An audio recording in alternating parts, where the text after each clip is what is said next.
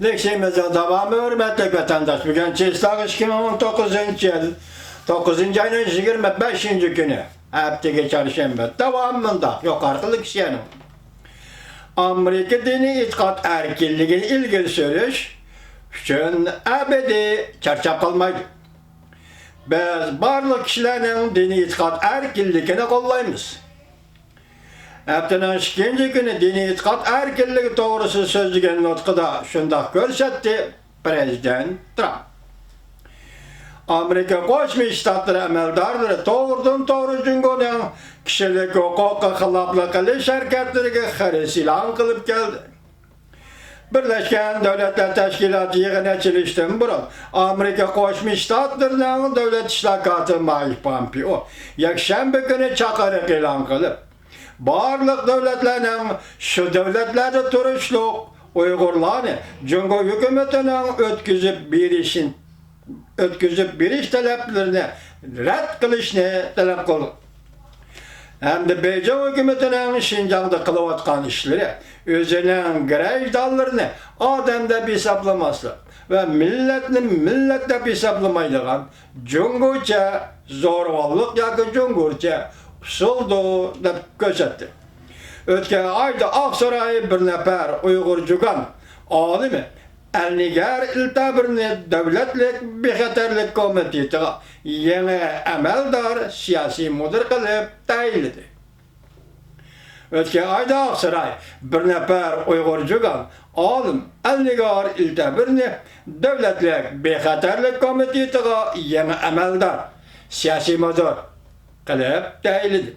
Okşaşlı bir vakitte Amerika Koşmuş Ştatları başka devletler, cümleden Müslüman devletlerine Şincan meselesi boyunca yaxşı iş kılmadı da tanqid kıldı ve ayıpladı.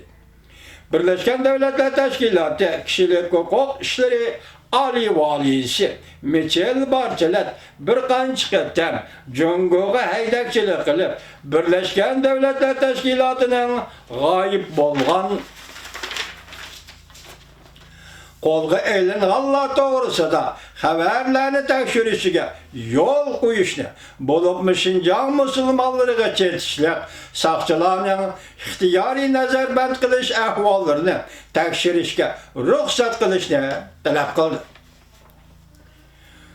Cungo'nun Cenved-i Turistik alayda elçisi bu yıl 6. aydımında dedi. Barçelet'den yaka Barçelet hanımdan Cungo'nu cümleden Şinjan'ı ziyaret kılışını ümit kılıma. Birleşken Devletler Teşkilatı'nın kişilik hukuk işleri boyunca yukarı derecelik valisi Barçelet hanımdan işhanesi bu yıl 6. ayda mındak görsetti. Şinjan'a umumyüzlük kiriş meselesini delhazer Cungo bilen muhakeme kılıbatımız. Dikkat vatandaş. Şinjan'a umumyüzlük kiriş meselesini delhazer Cungo bilen muhakeme kılıbatımız. Bu gap katlı gap iken var. Birleşken Devletler Teşkilatı Kişilik Hukuk Komiteti'nin hadimleri, rehberleri yaka başka hizmet azalarının Şinjan'a şunda buldu da umumyüzlük kirişini hazır Cungo bilen muhakeme kılıbatımız. Yaka cümlenin ikinci şekli bile eysek hazır Cungo bilen şu sözleşivatımız, diyaloglaşivatımız. Karşılığımız Birleşken Devletler Teşkilatı'nın kişilik hukuk valileri. Endilikteki yana bir haber, bu şu yığınlığa münasebetli haber. Birleşken Devletler Teşkilatı'nın 74. katımlık umumi yığını münazara meydanında Prezident Trump mındak dedi. Vatanperverlik doğrusu toxtulup mındak dedi. Kelgisi yer şarlaştırıcı kişilerge mensup emas. Vatanperverliğe mensuptur. Cungo Amerika Soğdu kilişimi sörkülüşü uzundan başlık geldi. Hazır özlüksüz keskinleşmekte. Prezident Trump mındak görsetti. Ötken 25 yıl içinde Amerika'da 120 mingdek sanaat ornadan ayrılıp kaldı. Kızıl rakam 1 trilyon 500 milyar dolarga yetti. Amerika bundak iqtisod tengsizligini chekleydi. adil savdo qilishni, o'zaro manfaat yetkazishni ishga oshirdi. Prezident Trump bunday ko'rsatdi.